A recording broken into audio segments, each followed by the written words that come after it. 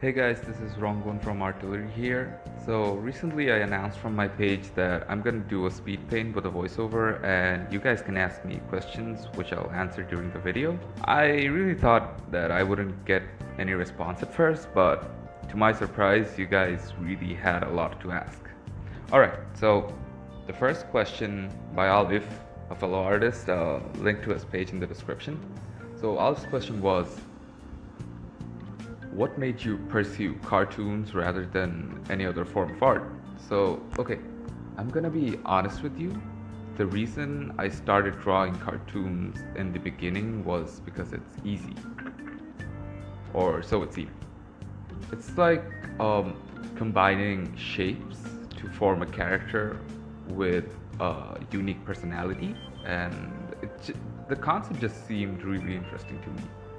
So, as I gradually dug deeper into it, I got to know how creating something which looks so very simple can be so complicated. And also, I'm kind of a person who jokes a lot, so cartoons gave me a new and more impactful way of letting that side out. So, yeah, that's how I got started with cartoons. Now, to the next question by Ishraq, how do you decide what you're gonna draw? The answer is I don't. I never sit down to draw with a goal. I stare at my blank canvas for a while and slowly start scribbling, and as I go on, I get ideas about what could be done with this piece and I move forward with it. Like, even in case of this video, I had zero idea about what I was gonna draw today. But as I scribbled through, I figured it out. But it's just my process, and you don't necessarily have to follow me. I know a lot of people who plan out what they want to draw. My tips in case of situations where you can't find an inspiration would be to go and browse through sites like Pinterest, Tumblr, DeviantArt, like browse till you find something interesting and something you can grasp onto and draw. So, alright, the next question is from Ontik Mahmood. Shout out to Ontik. His channel is in the description below. So, Ontik asked, what's my future plan? Wow, thanks, Dad. Okay, so jokes aside, my future plan keeps on constantly changing. Like, a year before, I thought that I was gonna pursue art academically and like get a degree, get a job. But now I'm more like, nah, I really don't wanna pursue art as academics because I think it takes out all the fun from it. But like all this aside, what stayed constant about my goal since the beginning of me picking up that pencil was that I want to become a comic book artist. And it has been a constant for about 4 years now. And like um I really I really want to follow this, and what my end goal is, I want to become a comic book artist and I want to publish my own comic book. Other than that, I just want to figure it out gradually through trial and error. Whew, that was some heavy stuff. Alright, so the next question is from Shafwan. Oh, he actually has two questions, which I found really interesting. It was that the first question is, did I study realism or just cartoons? So I started drawing with cartoons, and gradually as I moved on, I felt the need to study realism because the base of all art forms are the same. Like in case of drawings, like you need to know how the human body works, or the human muscles and poses and gestures and action lines, they all work.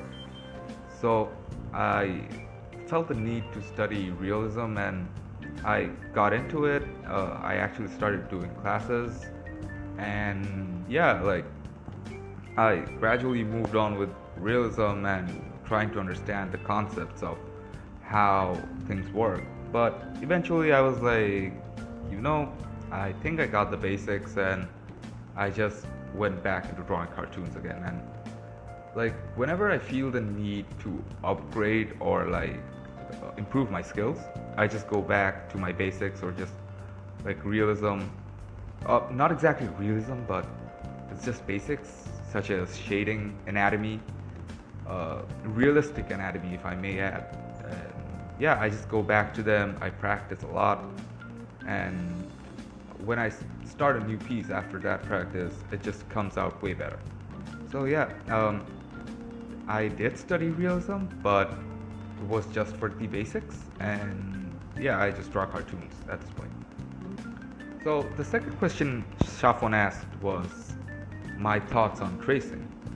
So this is kind of like a gray zone, but it's also very interesting. So tracing means um, putting a layer over a piece that's already created by some other artist, and copying it like line by line or stroke by stroke. So I kind of practiced tracing myself. I did tracings, and I also did copy works, but they were all for the sake of practice.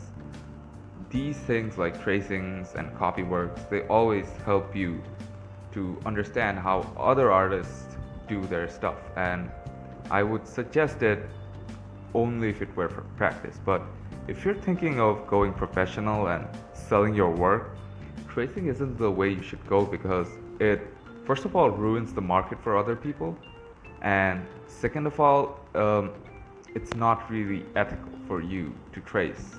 It's somewhat like cheating. So yeah, like I why would you copy someone else when you can draw so great yourself? So yeah, that's my thought on tracing. It's okay for practice, but not okay if you're willing to sell it. All right, so moving on to the next question. It's by Maliha. Okay, Maliha asked, how did I come up with my style?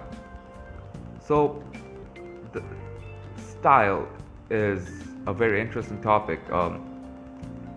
Style, you don't really come up with your style, you're more or less born with it.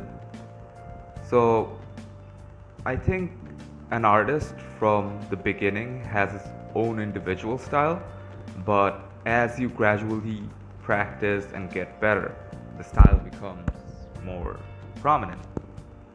And like, it's just like your handwriting, you know? Like, you have a unique way of writing A or B or D, but like, it might not look good, but as you practice it, it will get better, and it will have a certain uniqueness to it. So yeah, I came up with my style by practicing and exploring. And I would it would be a tip to other artists who asked me a lot of questions about their styles and how they can figure it out. My tip would be just keep on practicing, man. You'll eventually figure it out. All right, so the next question is also by Maliha. It's who are my influences? Okay, so I'm gonna talk about the people who have influenced me into taking drawing as a profession here, not people who have like influenced my artwork. So I have 5 people who influenced me since the beginning. The first one is Mehdi Hawk.